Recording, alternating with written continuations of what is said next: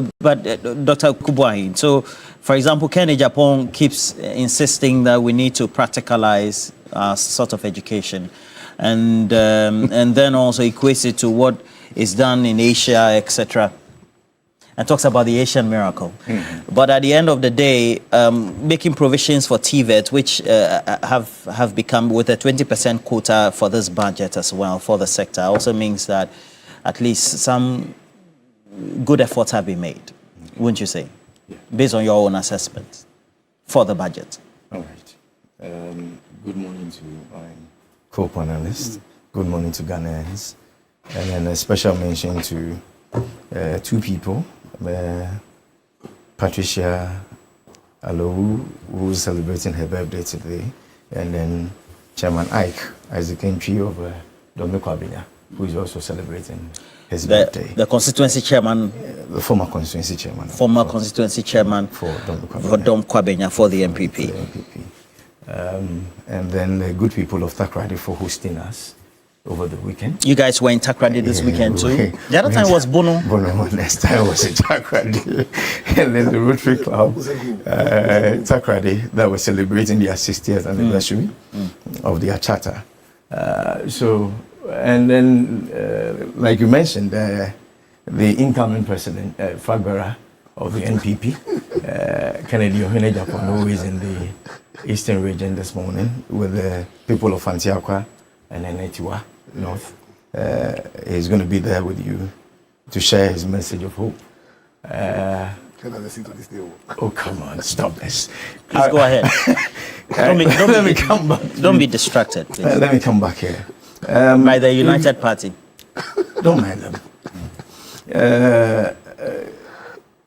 The budget allocation for education, I think significantly, let's say that we've had an increased funding this year. If you look at the budget allocation of 32.7 billion for 2024, and then 31.7 billion last year. This year, 2025, and then with 33.3 billion for next year. That means that we've had increased funding. And then when it happens like this, we know that we're going to be looking at infrastructure development, where constructions of new blocks and then all that are going to be done. Then we mentioned to the free education policies that have been brought up. No stress-free policy. No fee stress. No fee stress policy from the government, which I think is a good initiative. We would have to be looking at things from the Ghanaian perspective, and not putting up any political lenses here and there. I think it's a very good initiative. We have people within our communities that are destitute, that are needy, and then if the government comes in and says that I will support you, but then we should make the policy work. That is one of the few things I sometimes have an issue with. We would say it very beautifully and nicely and do all the politicking about it, but then when it comes to implementation, there are issues here and there. That is what and then like Dr. Adu Boahene said, looking at the rural communities where we have some of these schools and the trees in it, I don't know whether they are still existing today, but then I know there are a couple of them.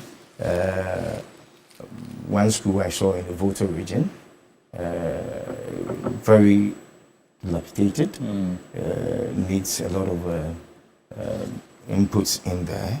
So I pray that with all these allocations that have been given, it looks good on paper.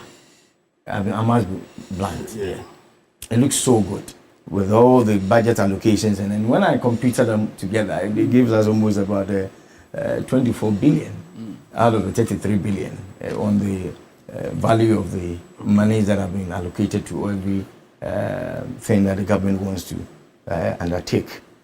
So we still have a lot of money. It's 33 billion, and we have 24. There are some variance. There are some variance, and then there are places that I think the government should help out. You see, education actually is the future of this country. And then when we take it serious and then we want to do things that would help with the education of our kids out there, then it means that our future as a country is going to be very good. It's not going to be that bleak with issues here and there. So, but then my issue is that how do we ensure that all these monies or funds that have been allocated are going to be utilized effectively? That is where my issues come in here. Okay. Are we saying that the infrastructure gaps and then all that, these monies that we have allocated, we're going to use them effectively to ensure that all that we have put out there, it doesn't look too sweet, very juicy on paper, but then implementation-wise, we do that which is needful. But the free SHS has been kept and is being rolled out effectively, right? Yeah, free SHS, yes. There have been problems here and there. We all know, we all admit to it, that I think implementation brought a couple of challenges here and there. But then, with the government coming out with the policies that or plans to ensure that they are done well with the upgrading of certain schools, I think about 10 of the grade B schools have been upgraded to grade A. That what? Yes. What it means is that I can tell you on authority that letters have gone out to some of the schools that that they are now grade A schools. They are not B anymore.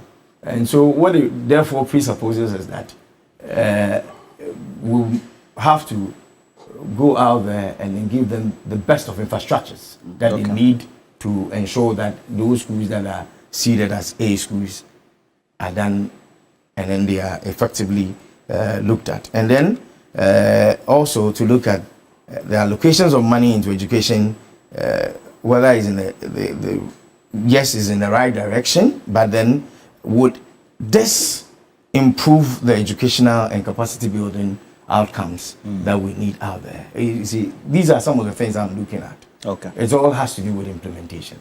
But then hitherto, it looks good. And then how would you rate the budget on a scale of 0 to 10? Oh. Sir. I have read some portions. I'm not completely done yet. Okay. All right. We're looking at the holistic thing. But then when it comes to education and then roads and then probably some of these few things and then job creation, which has been the issues I have been trumpeting and talking about.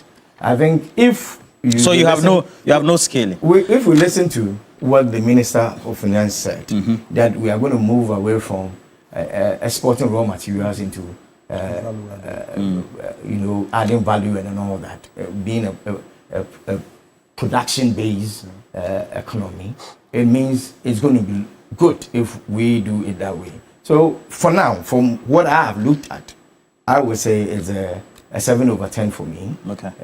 It's not too bad. The minority in Parliament says it's a galamsey budget. No, but that's the minority. That's the minority. Okay. All right. So